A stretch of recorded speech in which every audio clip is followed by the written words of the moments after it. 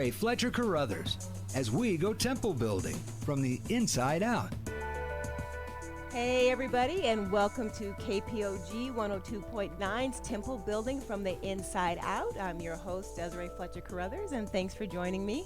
As always, please be sure to visit us at kpog.org, where you can also listen live or download the KPOG app on your smartphone and carry us with you wherever you go.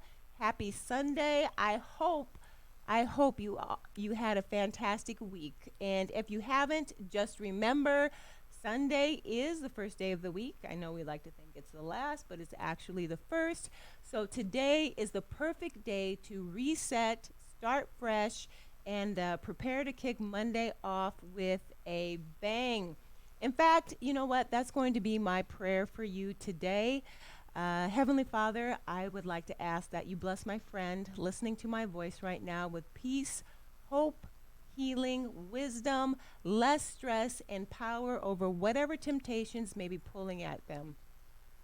These things in Jesus' name I pray, amen. So I am just sending waves of positiveness for you today and throughout the rest of your week. If you were able to join me last week, you might recall that we talked about stress, primarily focusing on the brain-gut connection. So you have brain function, the stress hormone chain of command, serotonin production and utilization, as well as how chronic stress, which is stress that you experience over prolonged periods of time, is not only robbing us of our joy, but also our health. And if you weren't able to join me, don't worry. You can visit the KPOG Facebook page and scroll down, find last week's segment, and take a listen and check it out. We covered a lot, which if you didn't have a chance to listen, some of what I'm saying today might not make total sense to you, but I still think you're going to be able to follow along just fine. So last week, I left you with two thoughts on what to do about all of this stress that we've been feeling. And they were: one, don't shortchange your health. The better state of health you're in, the better you're able to manage your stress. And two, to rethink stress and to reclaim our peace and joy. And I know that's kind of like the chicken or the egg. You know, if I have better health, then I can better deal with stress. But if I have less stress, then I'll have better health. So they both are really intertwined. And when you work on one, you're really going to also be working on the other. So they go hand in hand. When it comes to rethinking stress, I don't want you to accept feeling stressed out as a normal part of life. Sure, you know what? Being exposed to stress is normal. None of us can avoid it. There are all kinds of stress, and one day or another, one way or another, we're going to be running into it. But feeling stressed day in and day out and just accepting that that's life and that's the way I'm always going to feel, that is not normal. And so that's why I'm challenging you to rethink how you look at stress. And really, to be successful in achieving better health and rethinking stress requires really only one thing, and that is for you to be intentional. Don't just try to luck your way into better health and less stress. You need to intentionally reach out and claim them, make them yours, make a plan, and go after them. So, with all that being said, I have a little homework for you to do. I know we're on summer break, but sometimes you just can't escape having to do a little work. I want you to grab a pencil and pen or a paper or whatever it is that you have handy that you can start making some notes on and writing things down. What I want you to capture is what is causing stress in your life. So this is what you're going to be documenting. You can even use this to start a journal, if you will, which is something we're going to come back to when we talk about, rethinking stress and solutions to dealing with that stress. So I want you to write down what is causing stress in your life, and I want you to be really specific about it. Don't just write down my job or my spouse or my kids or the yapping dog that won't stop barking next door. I want you to specifically write about what is it about your job, your spouse, and your kids, and that dog that are stressing you out. and really think through, pinpoint what about any of your stressors is causing you to feel anxious or stressed out or any of those emotions that come along with it. And then once you have formulated that list, I then want you to rate your stress by giving it a 1 or a 2. 1 means I feel this stress frequently, like 3 or more days out of the week. I'm feeling it all the time. And 2 is I feel this stress only sometimes, maybe once a week or less.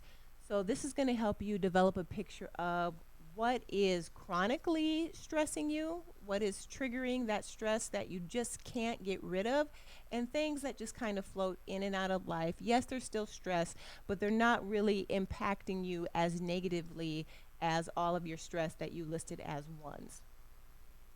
And then I also want you to identify the source of your stress. Are you the source of your stress, or is it truly something external? Because, if we're honest with ourselves, we sometimes put stress on ourselves that doesn't need to be there. For example, say you ask someone to do something for you, and instead of like handing that task over and trusting them to complete the task, you sit and worry about whether or not they're doing it well, or if they're doing it at all, or you hover over them so they can't do the task. And so they're now stressed out because you're hovering, and you're stressed out because they're not doing the job. And the reason they're not doing the job is because you're trying to do the job for them. And so that's an example of a stress that you've created and that you've brought on yourself. So, when you're thinking about your stress, are you initiating that stress, or is it truly something external that's weighing down on you? And I know that to really do this list right, you're not going to be able to finish it during the show. But while you're listening, I at least want you to get started and get something, down on paper that you can go back and take a look at later. So you're going to begin with just listing your stressors, and then go back and assign the 1 or 2 rating, followed by the source. Is the stress triggered by you, or is it someone or something else? And I also want you to keep it somewhere that you can easily find it and access it, so you can keep adding to it as needed. So this list ultimately is going to become your accountability partner. You can't be intentional about cutting down your stress if you don't really know what's causing it or how you can address it. So this is going to help you identify all of those areas. And then as we talk through tools for bringing that stress into perspective and kind of wiping it out of your life, you're going to be able to start to match them with some of those stressors and how they're working for you. So, and this is all truly from that innate, let's have the best health perspective that we can. So now that you've got your homework, I'm going to start diving into different solutions for intentionally reclaiming your joy, rethinking your stress, and moving on to a happier and healthier life. And of course, surprise, surprise, can you guess where we're going to start? I know you can guess. You're right. We are going to start with food. You guys are so smart. I knew you would know that that's what I was going to start with. A healthy diet can help counter the impact of stress by, building up your immune system, which you've talked about a lot, lowering blood pressure. There are certain foods that can help cut levels of cortisol and adrenaline, which we've also talked about are stress hormones that over time, when they become chronic, they are going to take a toll on your body and your health. But the question is, do you know which foods are stress busters? And do you know the difference between a calming food or so-called comfort food? Because I can tell you, and I've done this myself, so not perfect by any means, when we're stressed out, we reach for comfort foods. Those foods that make us feel good, they make us feel warm, fuzzy, whatever it is, we think they make us feel better, when in all reality, what we probably should be reaching for is a calming food. Because, we can either tap into foods' inherently calming properties, or we can use them as an emotional anesthesia, like that carton of Ben and Jerry's that you're just sitting on the couch with your spoon, not even bothering to put it in a bowl. You're going to eat the whole thing. That's a comfort food. And calming foods, if you're not quite familiar, and I did not come up with the term calming foods.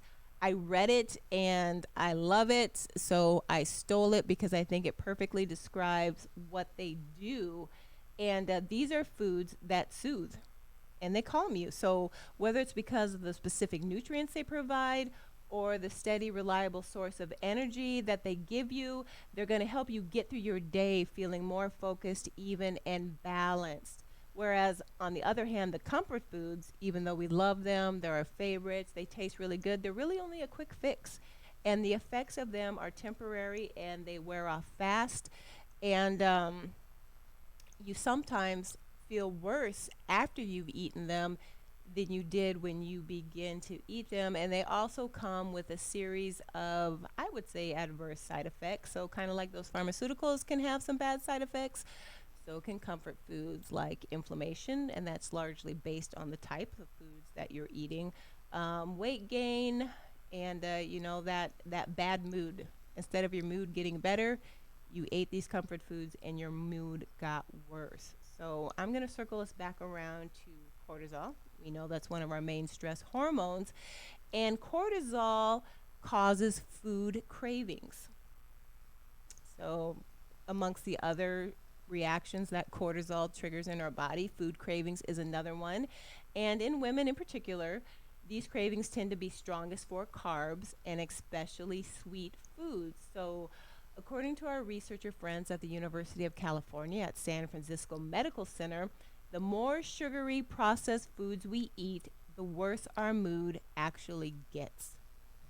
So that single container of Ben and Jerry's is really not helping you. If you're not all sunshine and rainbows by the time you ate it and you're actually crying harder, you see the correlation. All of that sugary processed food is actually making your mood get worse.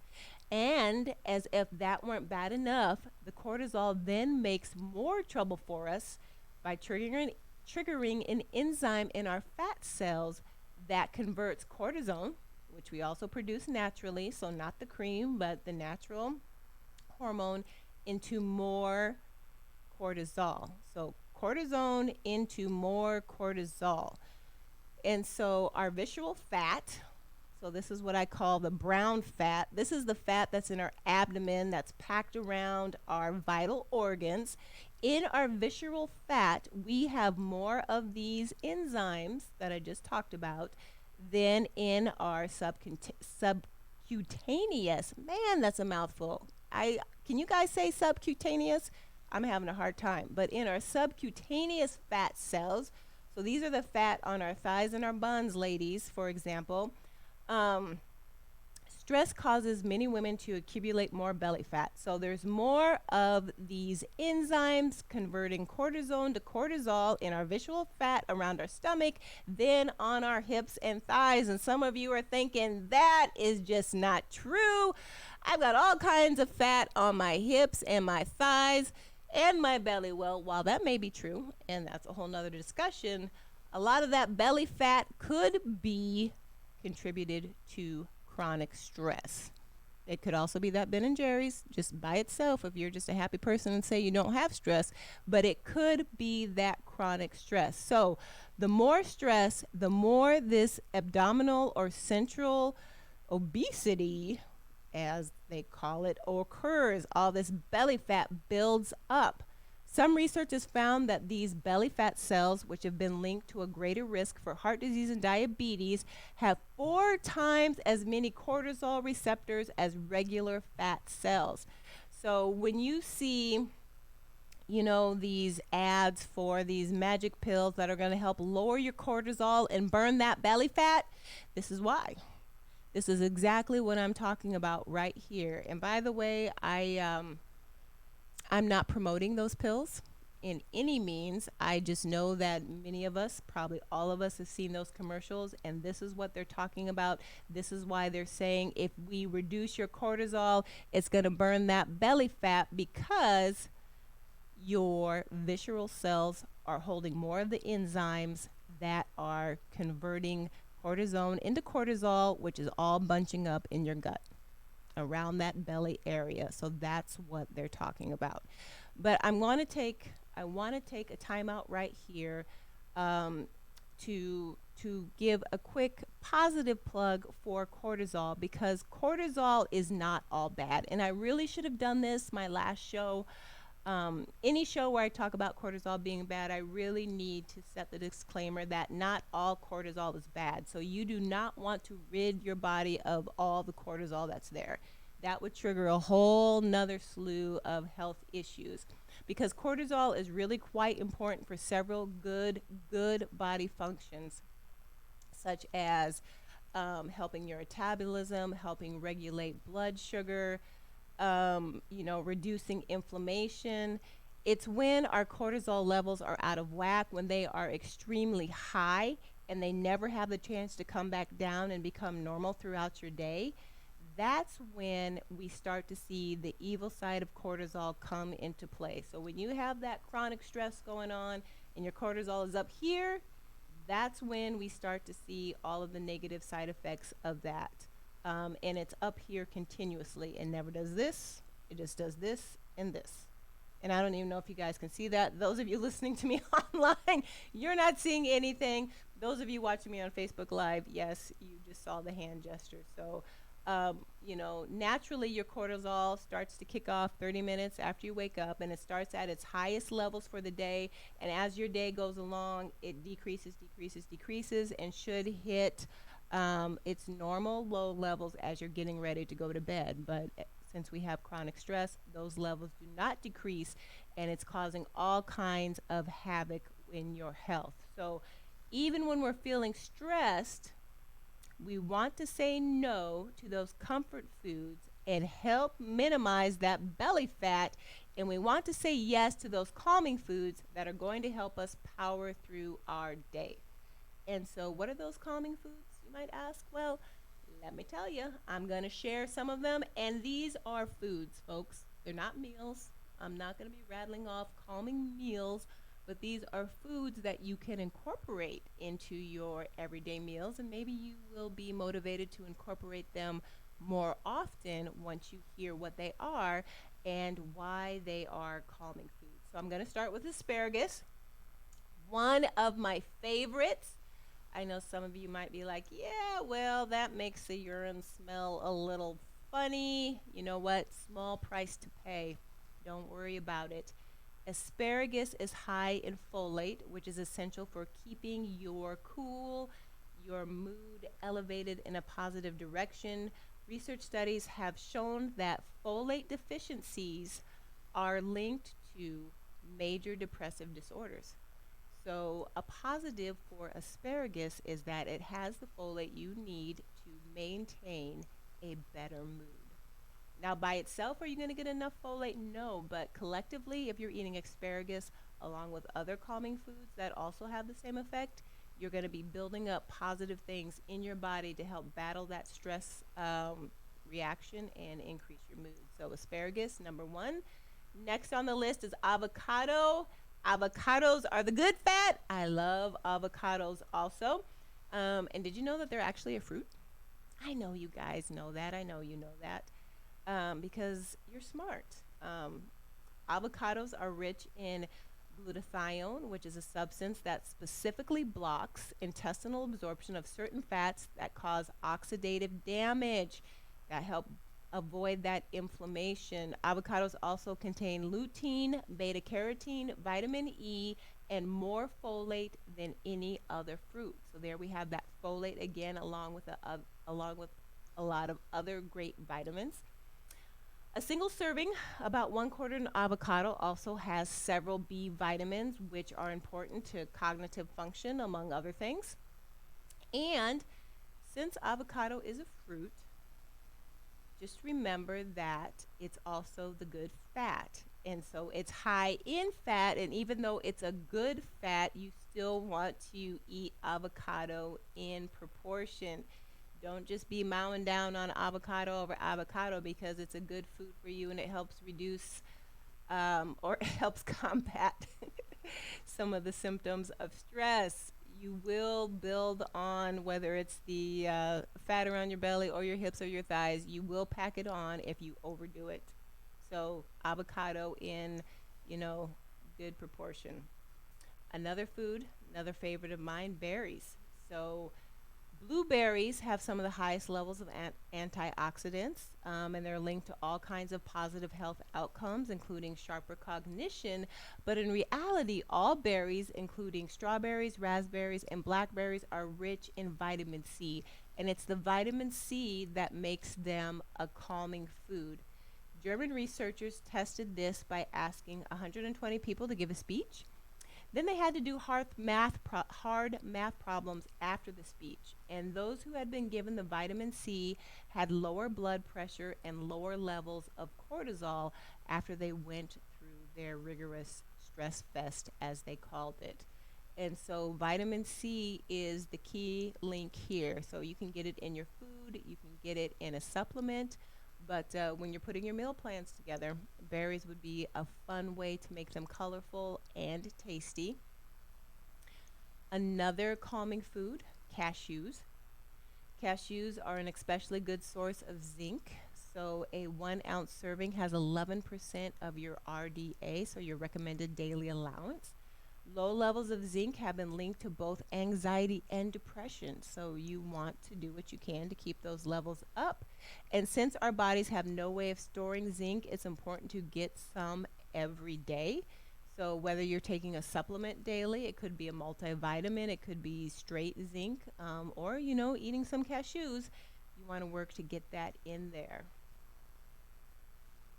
Another calming food, and this was actually a calming drink. I don't know. Can you classify drinks as food? I don't think so because it's usually food and drink, right? So this would be a calming drink, and this is chamomile tea, and this is probably one of the most recommended bedtime soothers around.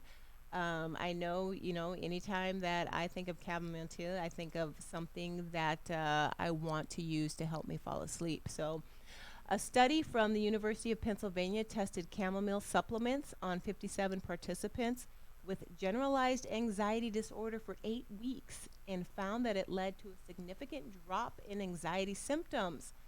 Of course, I'd like to see you curled up with a cup in your hand because sometimes that is just a calming effect in and of itself versus just popping a supplement. But either way, it can help you be more calm, less anxious, um, by ingesting. And yes, according to the University of Maryland Medical Center, there is evidence that in addition to calming your nerves, chamomile promotes sleep. So it's not just anecdotal. So chamomile tea, a calming drink that you can take a look at your menu. And if you've never tried it, try it. You can also use a little bit of honey to zip it up, but I would say just a little tiny bit because those natural sugars, even though chamomile will help you be sleepy, potentially, those natural sugars could have the adverse effect of that. So if you need a little sweetener with it, great, but just make sure that it is minimal and if you can find locally sourced honey, that would be a great resource there as well. And now here's one that I know is probably going to be a fan favorite, and that's chocolate, specifically dark chocolate. Experts have long suspected that dark chocolate might help reduce stress and anxiety. There was a study in 2014 that found 40 grams of dark chocolate help reduce perceived stress in female students. So at the end of a stressful day, when you're reaching for that chocolate, there may be very well a good reason why. I know there are links to mood in chocolate. I don't know specifically all of them, but it's one of those where depending on the type of chocolate, it could be a comfort food, but where it's dark chocolate, it's more of a calming food. Other studies have generally found that dark chocolate or cocoa can improve mood. However, many of these studies are observational. Bummer. So the results need to be interpreted with caution, they say. Exercise caution. I say exercise your right to try dark chocolate. Although it is still unclear how chocolate reduces stress, it is a rich source of a flavonoid, which are said to reduce neural inflammation and cell death in the brain as well as improve blood flow. So, if you remember from the last show, we talked about how important brain function was, not only because the brain calls for serotonin, But when we're chronically stressed and all that blood is going to every part of your body except for the brain, if your brain is deprived from blood long enough, certain parts of the brain will start to shrink and thus they will not function properly. And so you could, you know, have, of course, impaired function and as well as less cognitive ability and hypersensitivity to anxiety and depression because all of those sensations, of course, and emotions are triggered in your brain by different parts of your brain. So if that chronic stress is blocking the blood flow, we have problems. So here, the dark chocolate, which is going to um, reduce the inflammation there and the rate of cell death is a good thing, as well as improve blood flow. So even though it's not specifically proven, there's a lot of good anecdotal, I guess, information that's out there. Um, and chocolate has high tryptophan, like turkey, except more fun than turkey, which the body uses to turn into mood enhancing neurotransmitters such as serotonin, which is mostly produced in the gut. But here we can see that chocolate is contributing to that. Dark chocolate is also a good source of magnesium, so eating a diet with enough magnesium in it or taking supplements may reduce symptoms of depression. It says here in this article that I found that when choosing dark chocolate, aim for 70% or more. So when you're looking at the ingredients, it should have a 70% ratio of dark chocolate in it. There might be some other stuff mixed in, but you want to look for at least 70%. Dark chocolate still contains added sugars and fats, so they recommend a small serving of 1 to 3 grams as being appropriate. So there you go for your chocolate fix. And we are running out of time, so I'm going to skip a couple of foods. But if you're interested in a more lengthy list, just message me, DM me, Desiree Fletcher Carruthers, and I am happy to share more with you. Another food, this one might be considered a comfort food, but it is really a calming food, and that is oatmeal. And oatmeal is a calming food. Even though it is a carb, it is a complex carb, which means it's going to take longer for your body to digest. And since it takes longer for it to digest, it also gives your body more time to react with all of the properties that are in it. So, woo! Oatmeal causes your brain to produce serotonin. So there you have it. Not only does serotonin have antioxidant properties, it also creates a soothing feeling that helps overcome stress. We all know it's your happy hormone, all this technical mumbo jumbo. Studies have shown that kids who eat oatmeal for breakfast stay sharper throughout the morning. Also, a beta glucan, this type of soluble fiber, or the type of soluble fiber found in oatmeal, has been shown to promote greater satiety scores than other whole grains. That means you stay full longer. So making a batch of the steel cut variety on the weekend, you can store it in the fridge and microwave it on busy mornings, and you will feel more full, longer, and happier with sustained energy throughout your day. How can you go wrong? And if you're like me and you don't like regular oatmeal, steel cut oatmeal might be your jam because I enjoy steel cut oatmeal. It's got a firmer, grittier taste to it, and I actually like it savory. So I like to put in a little bit of butter or almond butter, maybe a little bit of salt, and while it might sound like I've turned it into a grit, it's not a grit, and I still eat it for breakfast, so it is all good. Another calming food could be oranges, and it's that whole vitamin C that we talked about earlier. Um, and in addition to cashews, you might want to throw in some walnuts. They contain alpha linoleic acid, which is an essential omega 3 fatty acid. So, researchers at Tufts University found that animals that ingested walnuts even reversed some signs of brain aging. So while they say they're good for humans to help take off that cognitive edge and smooth out those emotions, in animals, they may even reduce brain aging. So there may be some hope for us in that testing as well. A spice that is also in the calming food category is turmeric or turmeric, depending on how you pronounce it. And the active ingredient in turmeric is called curcumin. which may help lower anxiety by reducing inflammation and oxidative stress that often increase in people experiencing mood disorders such as anxiety and depression.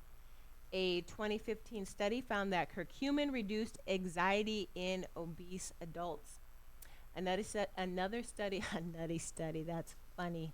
Another study found that an increase of curcumin in the diet also increased DHA and reduced anxiety. So there you have it, folks. Eggs are another one. Great source of vitamin D and protein. Eggs also contain tryptophan, which we talked about. And they help produce serotonin as well. So you have several foods here that have the tryptophan that assist with producing of our happy hormone serotonin. Pumpkin seeds are also an excellent source of potassium, which helps regulate your electrolyte balance and manage blood pressure.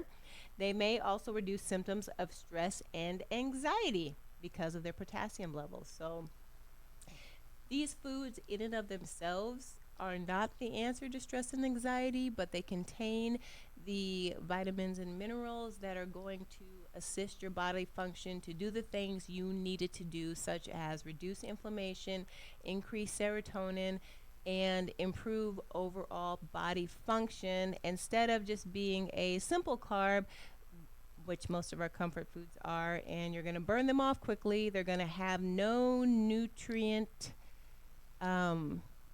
benefit, and they're not going to help your mood. And in fact, as we heard earlier, they can actually make your mood worse. So, number one on our list of stress annihilators, rethinking stress and reclaiming our joy, our number one tool in this area is choosing calming foods over comfort foods.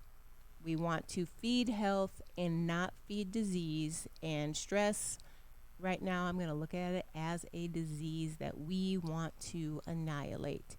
So with all that being said, rethink your grocery list. Please work on your homework that we talked about. And next time around, we're going to add more tools to our toolbox of rethinking stress and annihilating that chronic stress. And until then, just remember, your body is a temple, so let's build it.